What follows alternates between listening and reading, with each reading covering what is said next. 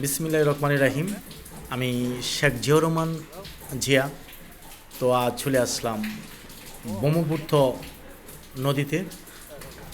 তো দেখতে পাচ্ছেন একটি মাঝি একটি শিশু বাচ্চাকে নিয়ে ওই পার থেকে ওই পারে পার করে দিচ্ছে। এটা হয়েছে সেই ব্রহ্মপুত্র নদী।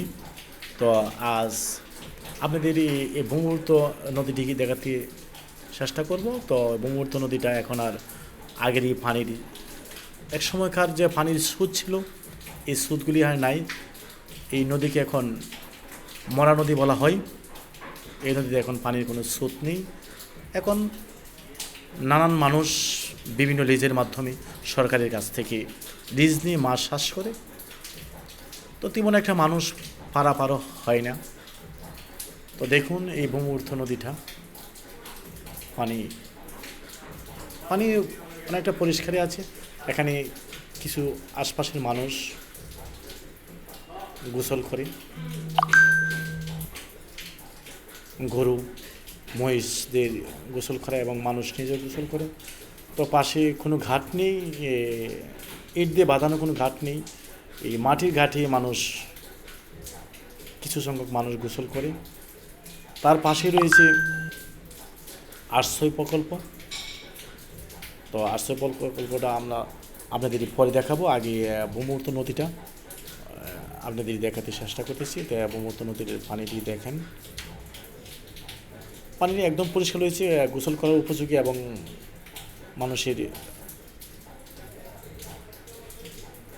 গোসল করার উপযোগী এবং গোসল করতে পারে, মানুষ সাঁতার কাটতে পারে। তো দেখুন ব্রহ্মপুত্র নদীটি, যারা আসেন নাই, এটা যে জায়গাটাতে আমি দেখাতে চেষ্টা করছি এটা হচ্ছে দশকহনিয়া, কুলিয়ারচর থানা, দশকহনিয়া ব্রহ্মপুত্র নদীর পাশেই।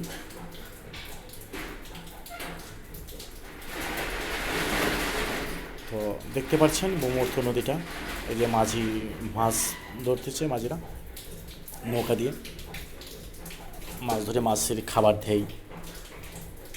তো আসলে নদীতে ঘোরাটা অনেকটাই ভালো লাগে। যারা নদী দেখেন নাই, নদীতে নৌকায় চড়ে নাই, তাদের অনেক শখ নৌকাতে চড়বে। তো পাশেই রয়েছে আশ্রয় প্রকল্প। সরকারি বেশ কিছু আশ্রয় প্রকল্প তৈরি করে দিয়েছে গরিব মানুষের জন্য, যাদের ঘর বাড়ি নেই তাদেরকে 300 শতাধিকের উপর ঘর বাড়ি সরকার এখানে করে দিয়েছে। তো আমি নদীর পরে আমি আশ্রয় প্রকল্পের যে ঘর বাড়িটি রয়েছে এটাও আপনাদেরকে আমার ভিডিওর মাধ্যমে আজকে দানিকতা করেছি। তো দেখুন, আপনারা আমার সাথে থাকুন। আর যারা এখনও আমার চ্যানেলটি সাবস্ক্রাইব করেনি অবশ্যই সাবস্ক্রাইব করবেন, লাইক কমেন্ট দিয়ে আমাকে প্রতি লোকেশন ভিডিও দেন উৎসাহিত করুন। এই যে দেখতে পাচ্ছেন, এই যে আশ্রয় প্রকল্পগুলি, এখানে প্রায় 300 শতাধিক আশ্রয় প্রকল্পদের যাদের ঘর বাড়ি নেই তাদের জন্য সরকার ঘর বাড়ি করে দিয়েছে। তো সুন্দর ঘর, ইট দিয়ে সুন্দর করে ফাঁকা ঘর বানিয়ে দিয়েছে এবং অ্যাটাচ সিস্টেম বাথরুম রয়েছে, 2টি করে রুম এবং বারিন্দাতেও মানুষ ব্যবহার করতে পারে। সামনেও পিছনে বারিন্দা রয়েছে। তো যাদের বাড়িঘর নেই এদের বাড়িঘর এখন হয়েছে সুন্দর। আসলে এটি একটি প্রশংসার দাবিদার। তো এই আশ্রয় প্রকল্পের এই ঘরগুলি, যাদের ঘর বাড়ি নেই, তো দেখেন।